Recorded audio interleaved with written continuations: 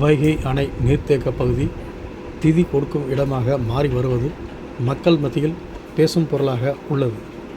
தேனி மாவட்டம் ஆண்டிபட்டி அருகே அமைந்துள்ள வைகை அணை நீர்த்தேக்க பகுதியில் பொதுமக்கள் செல்ல தடை விதிக்கப்பட்டுள்ள நிலையில் தற்போது திதி வழங்கும் இடம் பரிகாரம் செய்யும் இடமாக மாறி வருகிறது. இது பொதுமக்கள் மத்தியில் பேசும் பொருளாக உள்ளது. மேலும் 5 மாவட்ட மக்களின் குடிநீர் வாழ்வாதாரமாக திகழும் வைகை அணை மாசடைந்து வருவதை மாவட்ட நிர்வாகம் உரிய நடவடிக்கை விரைவில் எடுக்க வேண்டும் என சமூக ஆர்வலர்கள் மற்றும் பொதுமக்கள் கோரிக்கை விடுத்துள்ளனர்.